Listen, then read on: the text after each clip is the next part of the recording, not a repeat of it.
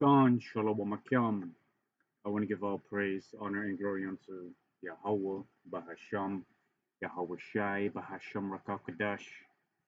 Give honors to all the apostles of Great Millstone who teach and rule well, and Shalom with the sincere Akim, Spanish truth and sincerity.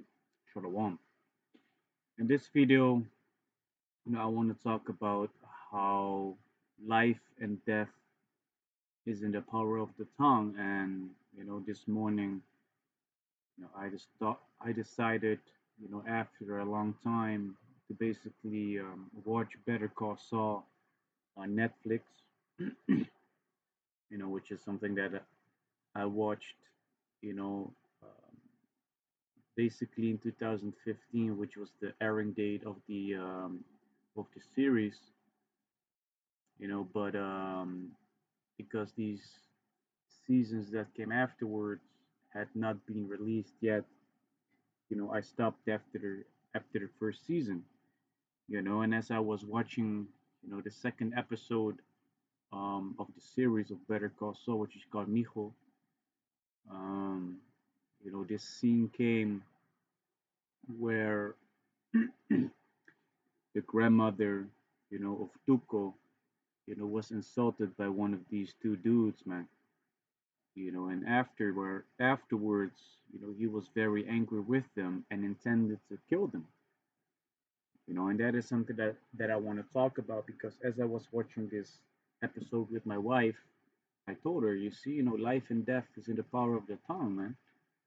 You basically are able to direct your steps and your ways, by the way that you speak, man, and how you basically form your sentences and, the type of um, intonation you put behind, what you say, So, without further ado, I want to, read over the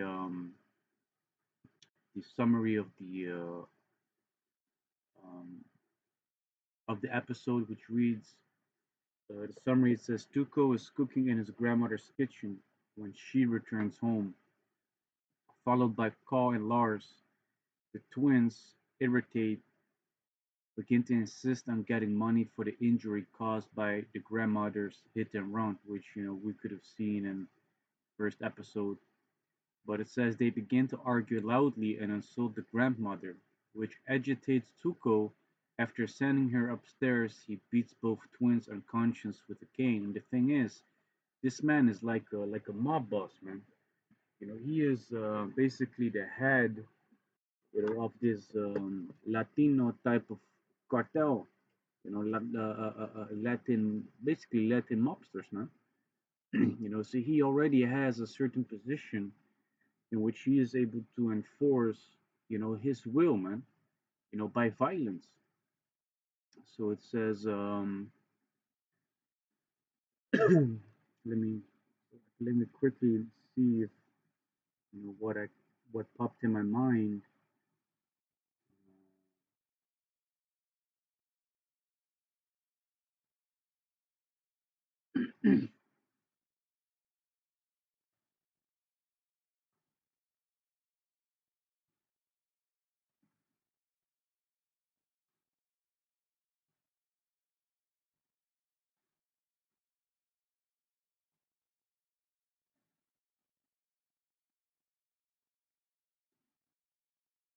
Um, you know, um, the word mightier came in my mind, so I was like, which scriptures, are able to be brought forth concerning that.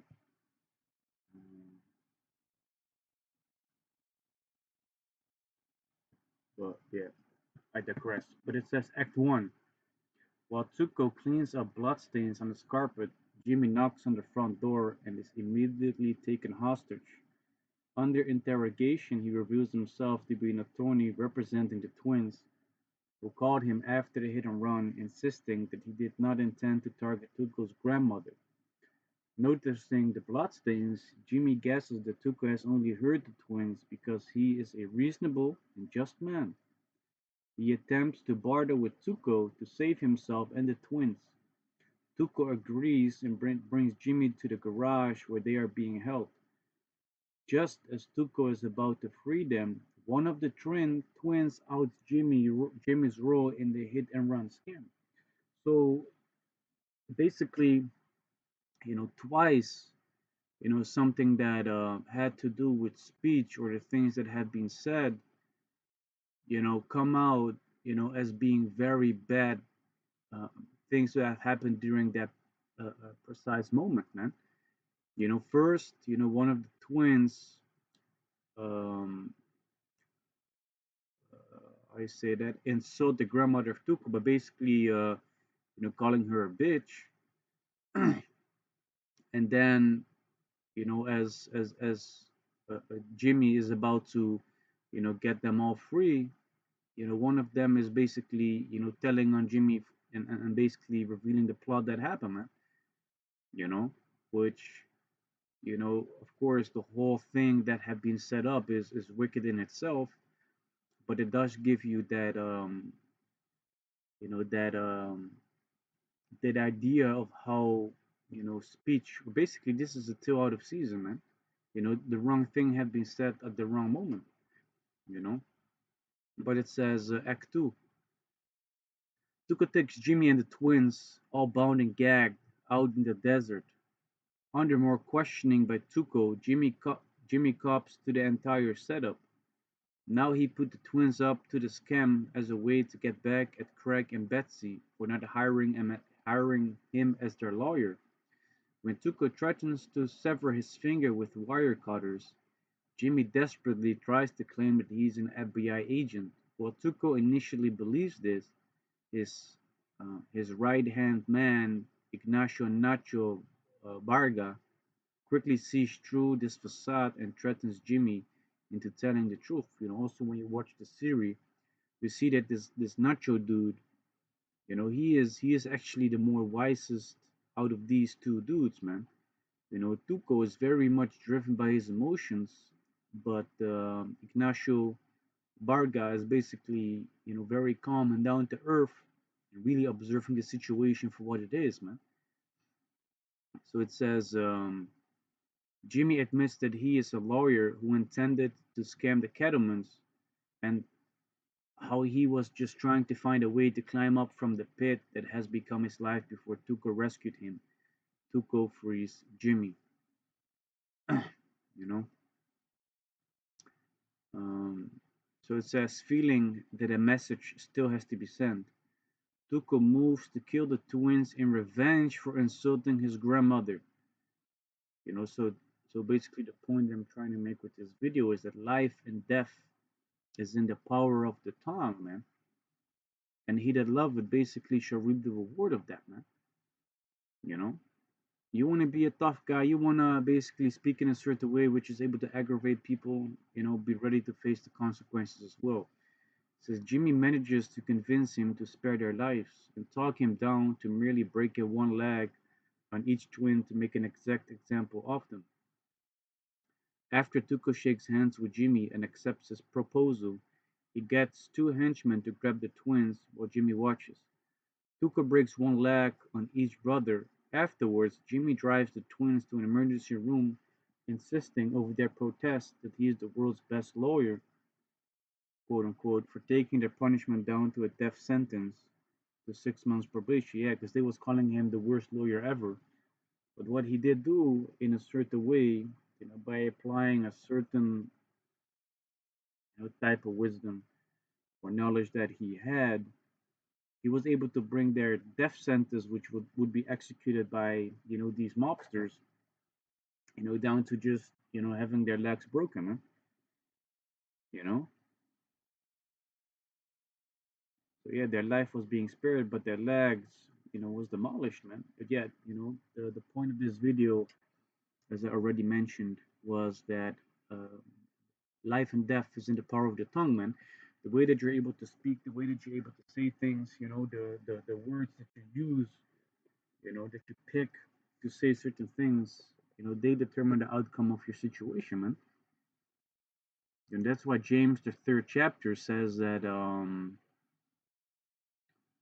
James chapter 3 verse 2, for in many things we offend all. If any man offend not in word, the same is a perfect man and able to also bridle the whole body. So this is going into, offending by what you say, man. You know, the same is a perfect man and able to bridle the whole body. So an individual that is able to do that is also able to take control over the rest of, what he possesses, man. Verse 3, behold, we put bits in the horse's mouth that they may obey us, and we turn about their whole body. So now the example is being given of an actual horse, man. That we are able to take control over the whole horse, by what is being put in their mouth, which is the bridle, basically the bits, you know. It's like the bit. Turn them left, right, you know. Verse 4, behold also the ships, which though they be so great and are driven of fierce winds, yet are they turned about with a very small helm, whithersoever the governor listed. Yeah, so a very big ship is able to be steered, with only a small piece of equipment, man. You see? So, like, I'm going to close the door.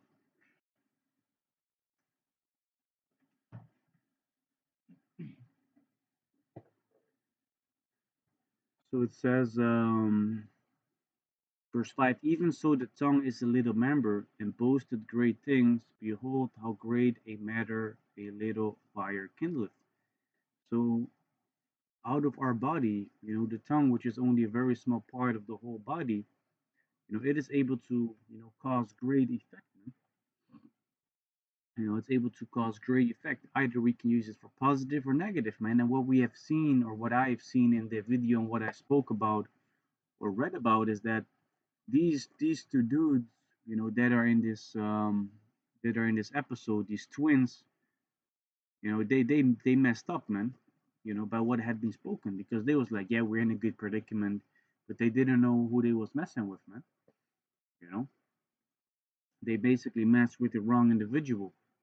You see. Verse 6, and the tongue is a fire, a world of iniquity. So is the tongue among our members, that it defileth the whole body, and setteth on fire the course of nature, and it is set on fire of hell. You see? So the tongue is able to get us into trouble, man. It is able to get us in problems. You know? This is Proverbs chapter 18, verse 21. Death and life are in the power of the tongue, and they that love it shall eat the fruit thereof. So these two twins, they insulted the grandmother of this mobster, and they almost paid with it with their life, man. You know, they almost paid for it with their life. You see? Let me see if I can find a couple other scriptures about the use of words.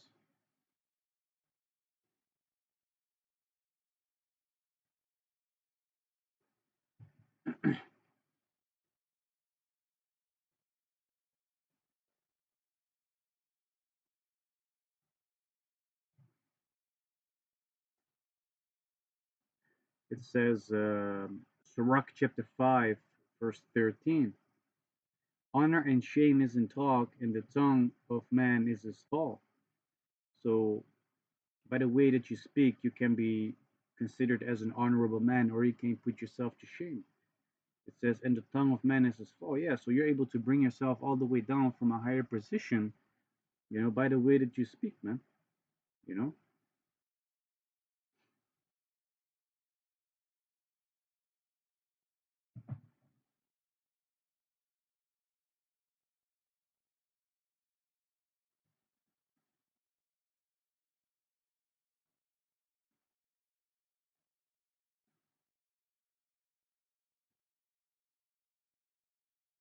it says,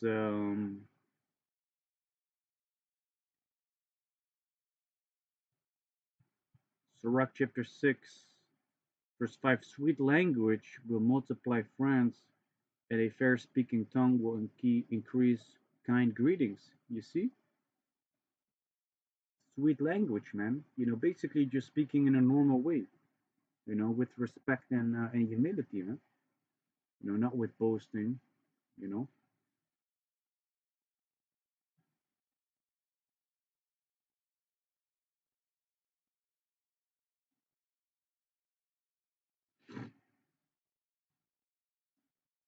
This is Sirach chapter 19, verse 6. He that can rule his tongue shall live without strife. You see? If you're able to, control what you're saying, when speaking, you shall live without strife, which strife goes into, contention, you know, fighting, problems, man.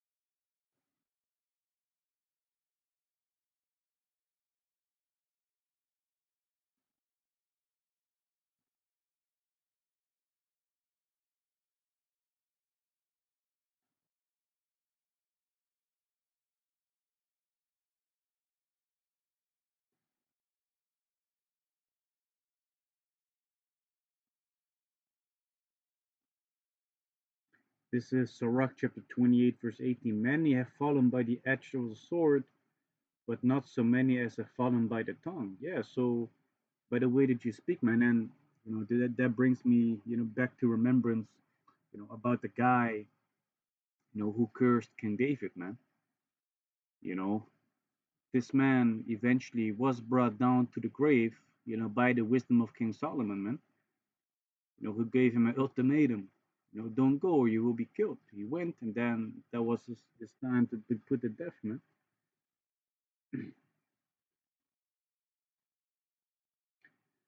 It says, Sirach chapter 37, verse 18. Four manner of things appear, good and evil, life and death, but the tongue ruleth over them continually. You see, so yet again, the tongue, the way that you speak, the way that you say things, has an effect. I was watching this video which I also share with my wife, and it was about this woman that used gentle parenting on her boyfriend. And the way that she approached her boyfriend was like, "Hey, uh, do you think it's maybe a smart idea to already charge your laptop, or do you think it's a smart idea to already do this?" And then eventually, what happened is the dude, took what the woman said and did it, man. Why? Because she came in a very gentle way.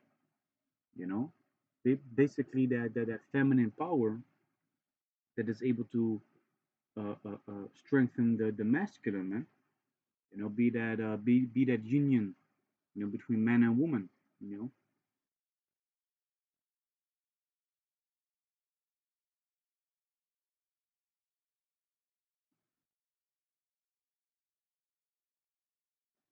yeah, man. Basically, those were the scriptures, that I could find, on the topic of the speech, and the effect that it has, man. So small summary concerning what I spoke about. This morning I was watching the second episode of Better Call Saul, in which these two dudes, offended the grandmother of Tuco, which is a mob boss, and he did not, take that lightly, man. He took that to heart, intending to basically put them to death to make an example out of them. Why? For just calling his grandmother a bitch, which, hey, scripture says life and death are in the power of the tongue, and whosoever, and they that love it should eat the fruit thereof, man. If they wanted to be tough, then they was met with the consequences of being tough in that moment, man, offending his grandmother, you know. So, the intention of this video is to show you the way that we speak has a very big impact, on our surroundings, man. So we should be considerate of the way that we phrase things and say things, man. So that we be able to benefit from the situations that we in. Scripture also says that a soft answer turneth away wrath, man. A soft answer. If we're gonna go against it, we're gonna heap fire upon it, man. You see? So yeah, Yarochazai, this video was edifying. And with that, I want to give all praise, honor, and glory unto Yahweh, Bahasham, Yahweh Shai, Bahasham Rakakadash. Double honors to the elder apostles of Great Millstone, who teach and rule well, and Shalom to the sinister Akyom, Spanish truth and sincerity.